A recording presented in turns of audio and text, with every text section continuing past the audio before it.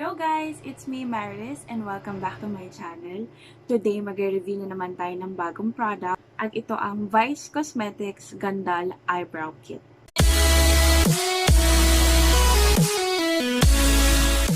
Pagpunta ko sa Lazada kagabi, tas meron pa, available pa siya. Tas chinek out ko na siya nung 6 PM. Nagulat ako, kaninang umaga nag-message yung Lazada na i-deliver niya na today yung product at ito na. So, may ma-review tayo today. So, this will be my first impression and review na rin ng product na ito. So, let's open. At ito yung laman sa loob. Ayan.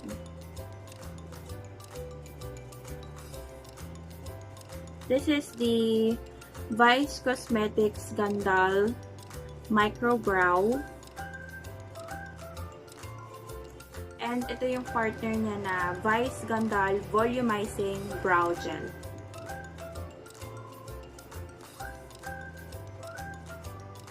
Okay, so ang pinili kong shade is Ash Brown. Tama ba? Ash Brown. So, wala akong time pumunta ng mall para i-swatch personally yung product. So, nag-base lang talaga ako sa swatches online. Isa sa mga critical na desisyon na gagawin sa ating buhay ay ang pumili ng kulay ng pangkilay natin. So, I hope na binase ko kasi siya sa complexion ko, hindi lang sa kulay ng buhok. Before, nung may kulay pa yung hair ko, ang pinipili ko is dark brown or nung medyo matingkad pa light brown. Pero now, since na-color black na yung hair ko, I chose the ash brown. So, sana okay talaga siya. Ito yung packaging niya. Makikita mo dito yung shade.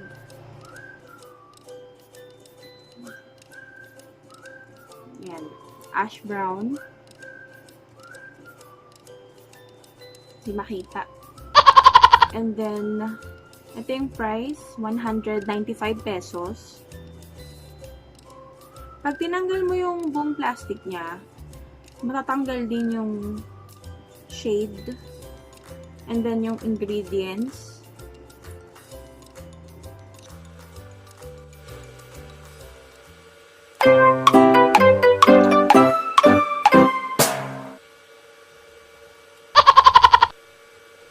So guys, hindi pa ako nanonood ng review nito sa online or sa YouTube. Kasi ayokong maapektuhan yung review ko eh. Naks. So, ayoko magkaroon ng bias na opinion. So, ngayon ko pa lang talaga siya mata-try. So, open natin. Oh gosh, napakanipis niya. Ilang grams to?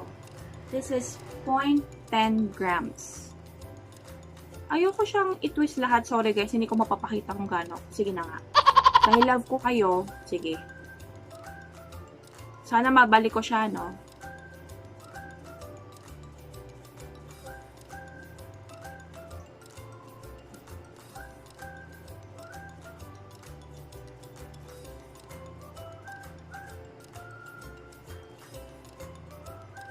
Okay, so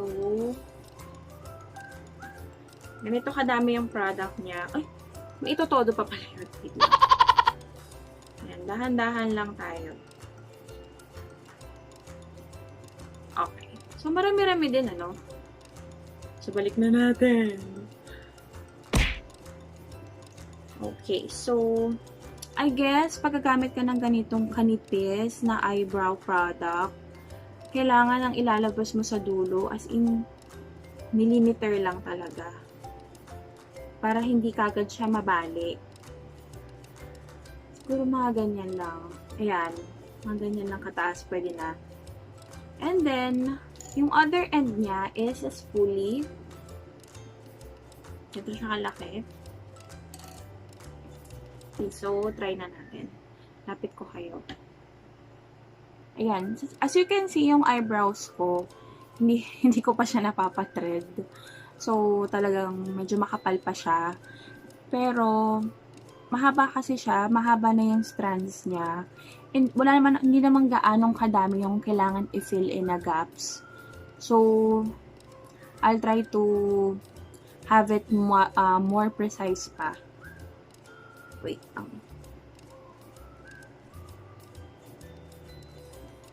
So, ganito ako mag-eyebrow. I'll start from the bottom part ng kilay. So, I think dapat slight lang talaga yung hands mo, or slight tuloy. Very light-handed ka lang dapat.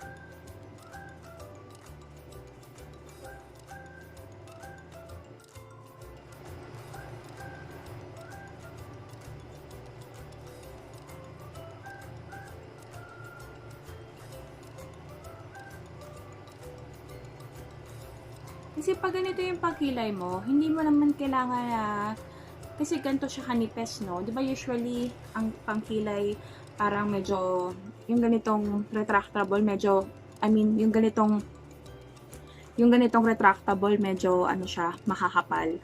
So, pag isang swipe mo pa lang, ang laking part na agad ng kilay mo yung nalagyan ng color. Pero pag ganito kanipes, it will imitate the hair-like strokes. So, ganun yung gagawin natin pag-apply. Hindi ko siya yung before kasi ganun ako mag-apply, parang isang ganun, tapos gaganunin. So, now, try natin na hair-like strokes lang. So, sobrang nipis nung dulo eh.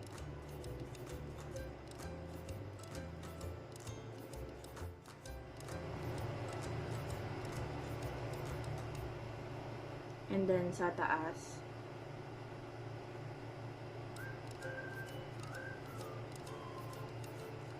I hope nakikita nyo siya dyan sa monitor.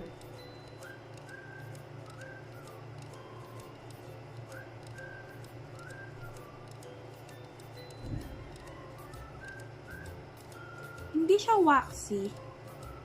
Kasi may ibang product na pag in-apply mo, di ba parang ma-wax yung dating, parang nagtatag siya dun sa mismong mga strands ng kilay mo.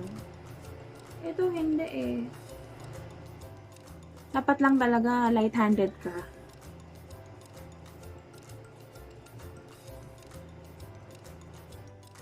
Medyo makapal yung tail, medyo mahaba yung tail ng kilay ko. So, sige, sundin natin yan hanggat hindi pa naaayos. Dahil gustong-gusto ko lang talagang ma-review na to agad. And then, after ko ma-fill in yung gaps sa kilay ko, gamit natin ang spoolie.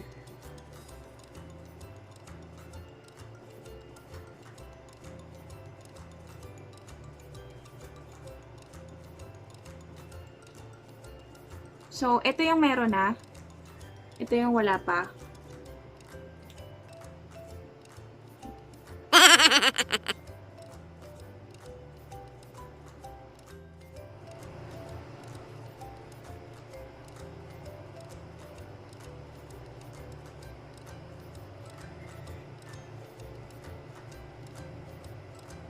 And then after nun, gagawan ko siya ng hair-like strokes dito sa bandang unahan ng kilay ko.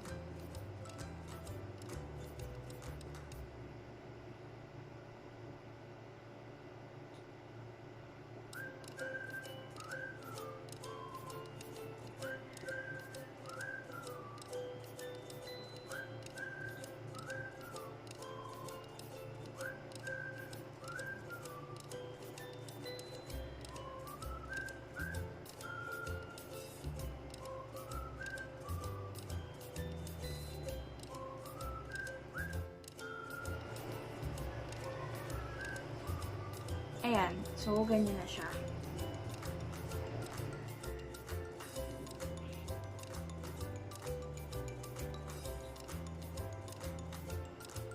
Gagawin ko lang yung kabila, off-cam, and I'll be back. Okay? So, eto na yung kinalabasan ng kilay ko. So, as you can see, very natural yung dating nung pangkilay ni Meme Vice. if kayo yung mga tipo na gusto nyo na maayos yung kilay nyo, na fill in yung brows, pero hindi siya yung mukhang drawing, na hindi mukhang pang-malakasang kilay is life, ito yung brow na para sa inyo. Kasi ito yung brow na maayos siya, presentable for a simple makeup look, or kahit elegant makeup look na medyo dramatic yung eyes, tapos yung kilay mo is gusto mo is very natural looking. Ito yun. Etong pangkilay yun. Promise. So, now, ilalagay ko yung, try naman natin yung Gandoll Volumizing Brow Gel. Again, light-handed lang talaga dapat tayo. Wait, i-swipe ko yung excess.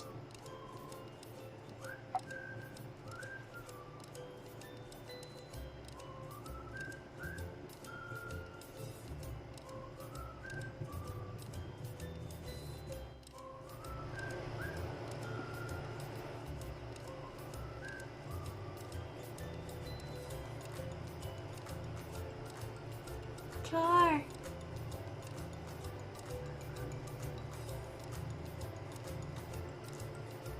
Kanganga talaga.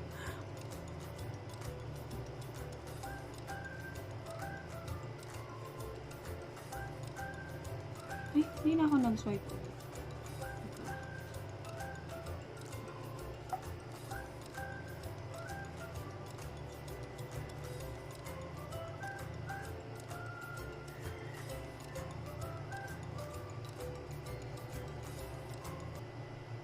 One eternity later.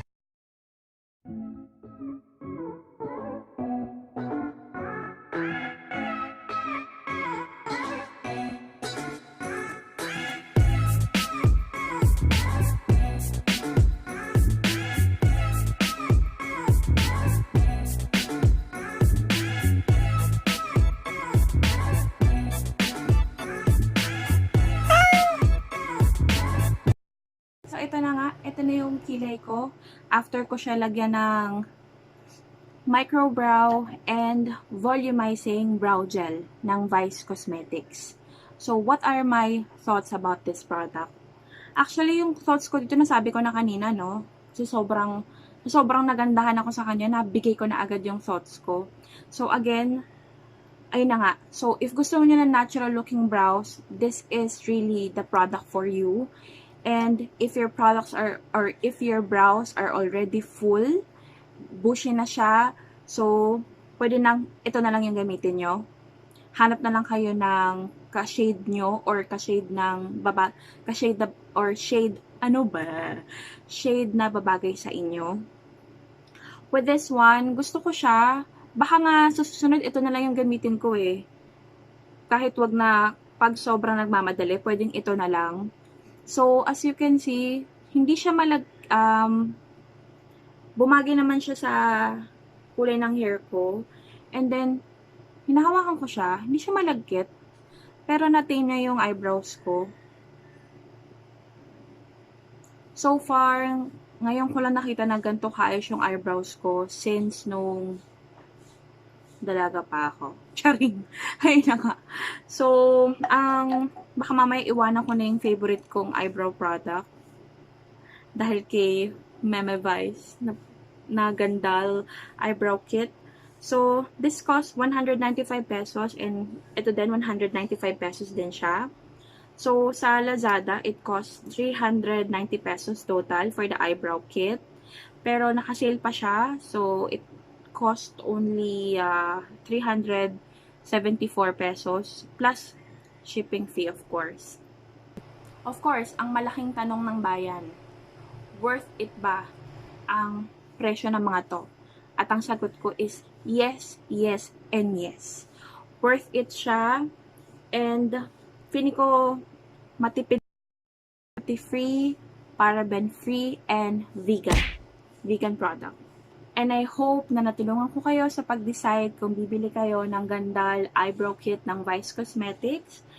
And if nagustuhan niyo yung video na to, please like.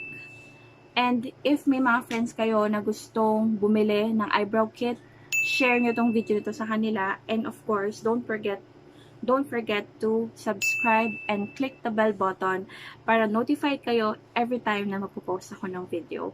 So again guys, and mga Mars, this has been Maris, and I'll see you on my next video.